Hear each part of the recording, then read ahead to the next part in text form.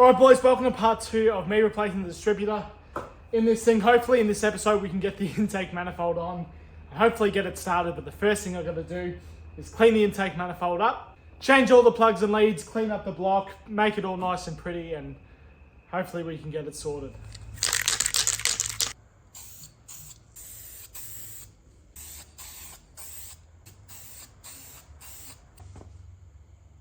While everything was off, we did change the thermostat. I've done that on TikTok, and we did clean up this line. I'm almost done prepping the manifold. I've cleaned the surface with brake cleaner and rags about 50 times. I've just put on a new coil just while I'm here. I keep forgetting stuff to put in. The next thing I'm gonna do is actually the plugs and leads just while the manifold's out. It's just gonna be much easier to do it.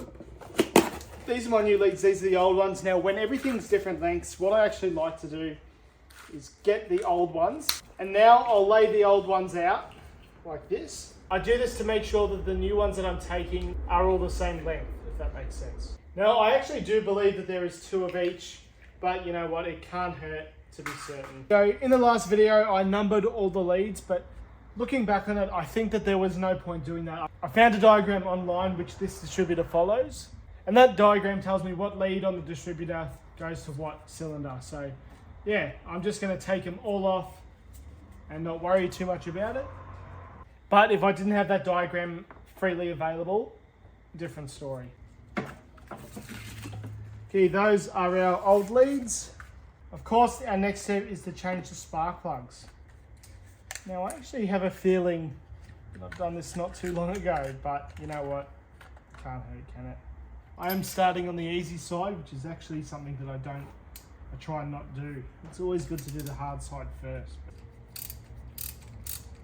Another bonus of me doing these videos, it's like keeping a service manual. I'll be able to remember what I'm doing because these really don't look that old at all. Their little way of doing it, I sort of like to find a hole with my finger and just start the threads. And I just try and do it as much by hand as I can. I have changed the leads with the manifold on before. What I normally do is just do one at a time. That way you don't lose track of what's happening. Got a bit scared there. That one just kept spinning, but I just didn't have it in far enough. Whew. Gave me a bit of a fright there. Obviously our closest lead will be to the distributor and so on. So this is number 8, the back right cylinder. Now for number 6, which is this one, number 4. Hopefully it is clear to you guys what is actually happening here, but it does make sense to me. Okay, that's the easy half done, and I say easy because there's lots of access here. This side isn't terrible, but you can see I've got my ABS module and the brake booster. There's just a lot more stuff going on, and the battery. All right, boys, it's a new day. I'm gonna do the plugs and leads on this side of the car. Now this side is a lot more trickier than the other side just because there's a lot more going on around this side of the car. All right, there are our 4 plugs from the driver's side. Now I'm actually going to be starting at the back. You might be thinking, Deacon, why are you doing that? Well, it's because it's the hardest one, and that way if I do it, I get it over with. I got it. It is a little bit fiddly because you have to do it entirely by feel, but now what I do is just use that as like a little, I don't know, like a screwdriver. That just means that there's no crazy tension on it. Okay, last one. Thank God. So as I did with the other side, I am following that diagram. So without boring you to tears, I went and got my sander. Now this is what I normally use for my plaster repairs. So I actually replaced the sanding pad and gave this a wash before I started. Obviously I don't want plaster dust all through my engine. There's just a touch more to go, but I didn't want to make you sit through 30 minutes of me doing this, but yeah. I've got some brake clean here. Just going to use this to wipe just the last bit of stuff. And then I'm going to grab the vacuum. This is the vacuum I'm using. This is just my carpentry little battery vac, but it's perfect for little stuff like this. So I'm going to go in all the exhaust ports and in all the valley here, just make sure that I've got everything. Okay, so here's our big gasket. Now obviously we've got to break it apart here and get rid of that center bit. Okay, so I'm just going to do a test fit here.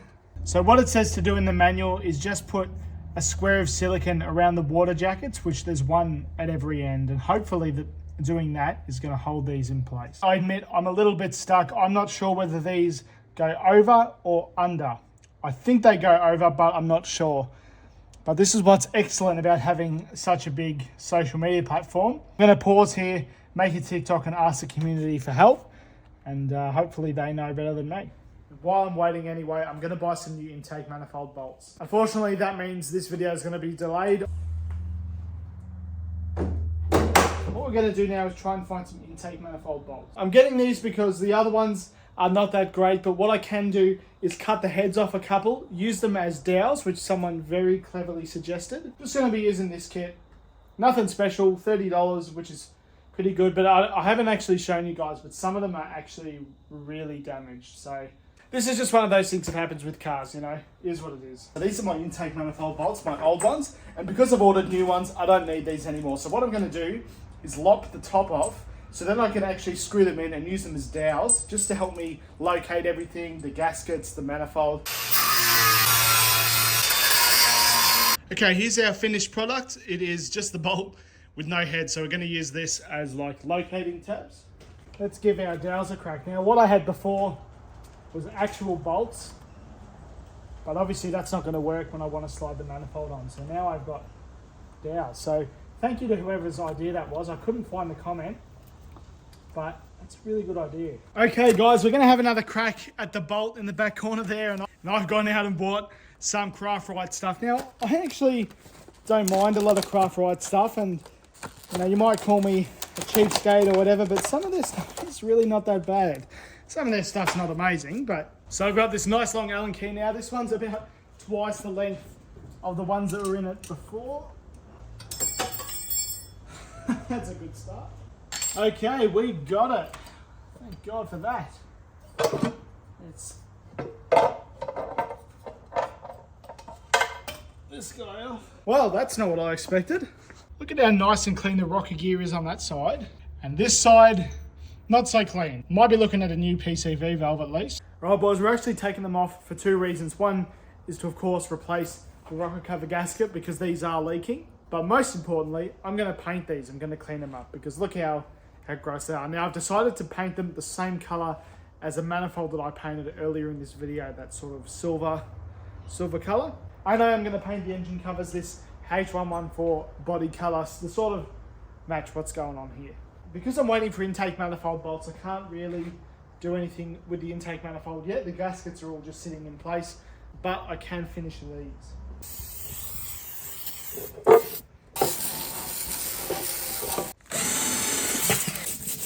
There won't be many tutorials on YouTube on changing a distributor where halfway through you paint your rocker covers, but you know what? This is how I do it, so. Alright guys, I'm gonna go rinse these now. Unfortunately, I can't take you with me because it's totally dark outside. It's the middle of the night now. Alright boys, it's the next morning. I'm really unhappy with the color of the engine covers. It worked great on the intake manifold, but it is really, really bright. Not only that, but the finish is really poor. It's just not good enough. While I've still got time today, I'm gonna head to Autobarn. I'm gonna grab some primer, gonna grab a different brand of paint.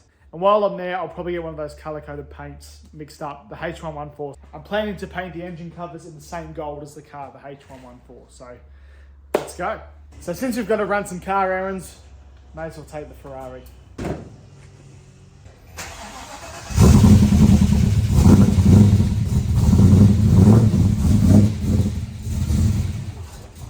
Alright, I know this is probably not the most productive episode, and I'm almost certain we're not going to get the intake manifold done, and we're not going to get a lot of other things done.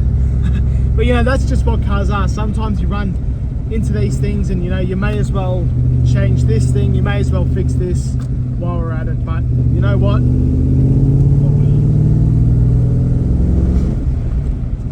That sound makes it all worth it. I love this thing. With my videos, I actually try and not make them too long. I think we're around 7 or 8 minutes here. What I'm probably going to do is buy the stuff, probably paint the rocker covers, and that'll be the end of the video, I think. All right, boys, I went to Autobarn, and hopefully this time I'm going to take a bit more care. I bought some actual primer. I bought some other silver engine enamel, although I'm not too convinced that that's going to really be any different. And I bought some H114, so this is going to be used for the engine covers. Not sure if I'm going to get to that in this video though, but yeah.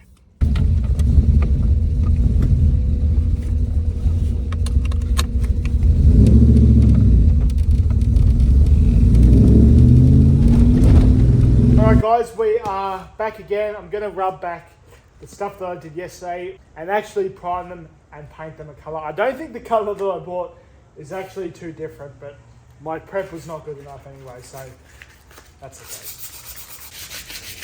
I think last time the sandpaper that I used was just a bit harsh, so I've just got some finer stuff just to go over it. After I've done this, I'm just going to rinse them. Okay, so we'll hit it with some primer first. That is looking way better. Okay, so they've finished being primed now. What we're going to use now is this. Hopefully this is a better color, but I think it's going to be pretty much the same. Universal aluminium, it says. Now, let's give it a crack.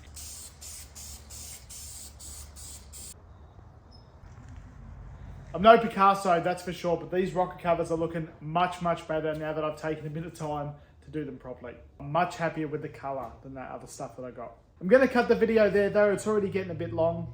I really thought I would have made a bit more progress on this video, but that's what cars are. In the next episode, hopefully my intake manifold bolts have arrived and I can start actually bolting everything back together. Gaskets, intake manifold, the lot.